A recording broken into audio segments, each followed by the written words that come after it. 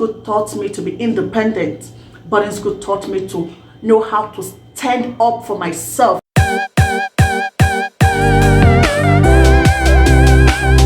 Hello family, welcome back to my channel. To my returning subscribers, thank you so much.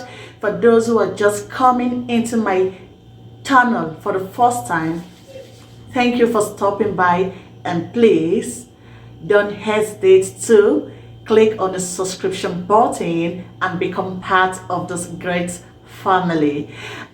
I'm going to be gisting you guys about life in Nigerian boarding school. Those of you who have been to the Nigerian boarding school, voila, I know you can actually relate. It is not easy, as in the experience is no fun. So I'm going to be sharing my personal experience on what actually happened to me during my days in a boarding school. At the age of 11 and 6 months, I actually started my secondary school journey. I wrote my common entrance and I passed. I was admitted. On getting to the school on that day, my mom dropped me at the gate because that is as much as she could go. So she dropped me with the security man, and finally she started advising me, be a good girl, don't be disobedient, study hard, do this, don't disappoint the family and all that. Eventually she left. That was when it dawned on me that one day I am actually on my own. My journey to independence actually began. Some students actually came to help me, to take me to the matron. The matron called the head girl, who gave me my hostel, the hostel where I should be. So when the matron actually took me to the head girl and I was given a hostel, in my school we have 4 different hostels. One is Immaculate Heart, the other one is Sacred Heart, the third one is Saint Teresa, while the fourth one is Maria Gorati. So I was actually kept in the Immaculate Heart section. Our color dress is orange, Maria Gorati is green, Saint Teresa is yellow, and Sacred Heart is red. So when you want to know the hostel, a particular hostel where a student belongs, just look at the uniform and you just get it right and know where they are.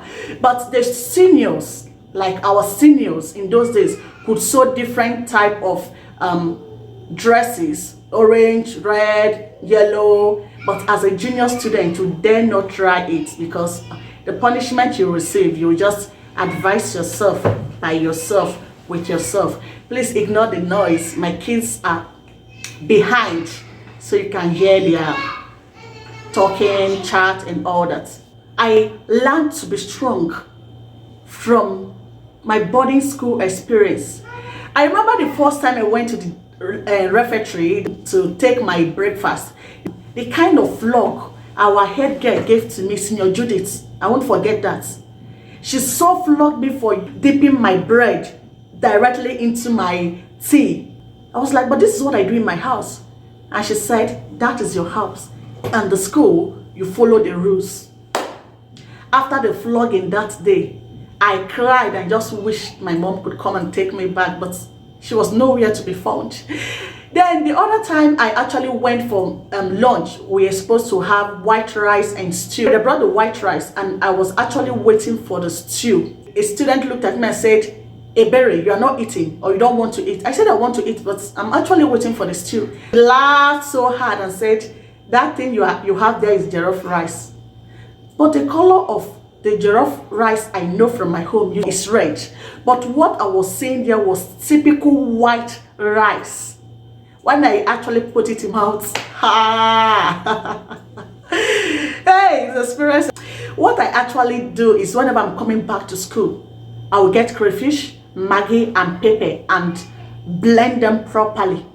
Sometimes my mom will fry it in a way that it will take a very long time for it to get soured, because the food there is nothing compared to what you eat at home, even in the fast food.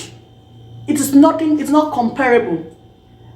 After 2 months, I became thinner and I was actually praying for my mom to come during the visiting day. As in, during the visiting day, I'll be one of the first person to wake up, to get ready, because the excitement. I couldn't wait to share my pains, my joy with my mom. Then, one thing about the boarding house is the punishments. See, in my school, we have different type of punishments. We have pick pin. Any senior that even give you pick pin, the senior loves you. We have talk to the bathroom till it answers you. How can you be talking to the bathroom till you get a response? And push the wall till it moves. Push the wall till it moves. You can actually imagine how wicked those seniors can be. Then, am I talking about the water scarcity in my days? When I was resuming, my mom gave me a 20-liter filled with water, a bucket, and 3 bags of sachet water. That was what I came with, because I was actually aware that there is water scarcity. And the school normally gives us 1 bucket of water for 2 days. Sometimes we have to use it for 3 days. From that water, I have to drink.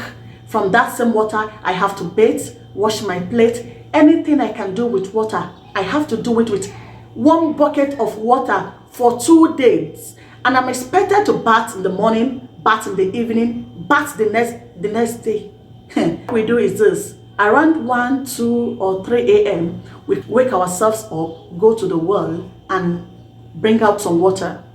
But the most painful part of this whole thing is, after getting water from the well, you go for class, coming back to the hostel, your water has suddenly disappeared. One day, you are not going to see your water anywhere close to your corner.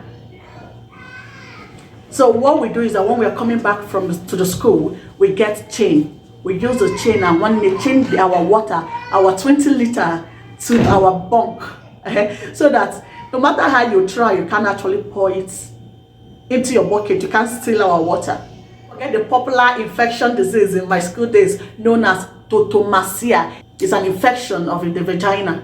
So the moment you have it, the student will start singing totomasia, totomasia, totomasia, as it became very common among us. The toilet was something that I can't even talk about. It's a pit toilet. So one day, me, I can't put inside the pit. I can't, for the fear of the totomasia. So what I do is I get my black nylon and spread it very, very well on the floor and poop. When I finish pooping, we do it like this, and they should poop somewhere into the bush. This is what we do. And if you're lucky and the senior students, the wicked ones gets you, you will wash all the toilets in the school and even wash the bathrooms together. I remember the certain time a senior student wanted to punish my class. She said my class is the most notorious, my class is the most stubborn, my class is this, my class is that. And we are in JSS3. And she actually wanted to give us punishments. Did you know what the kind of punishment she gave to us? She asked us to pick a single broom, which we all did, and she asked us to use it to pack those excreta from the toilet. Hey! It was on a Saturday. From 9 a.m. to 1 p.m., we are still trying to remove the excretas in the toilet with 1 broom. How is it possible? How do we do it? Some of us started crying. Some of us started shouting. We didn't even know what to do. We didn't take our breakfast. The lunch was about to be taken, and we are still serving punishment in the toilet. I just hope that one of these seniors gets to watch this video, and I know that every one of you who actually schooled in a boarding school can relate to an extent. Fridays and Saturday morning, our labor days, what it means is this: you have to sweep the compound. You have to, a portion of a field will be given to you where you have to clear grasses. You have to clear it very, very well. If you fail to do it, one may just stay one side and be waiting for your punishment, because what they will give you at the end of the day will be triple of what you were supposed to do at the initial time. During the prep time, we go to prep Twyse. The prep is a period of time set aside by the school where each student, every student has to read. It is operation you must read time. So during the prep time in the afternoon, normally it is just for 1 hour. Then in the evening, it is 2 hours from 7 to 9 p.m.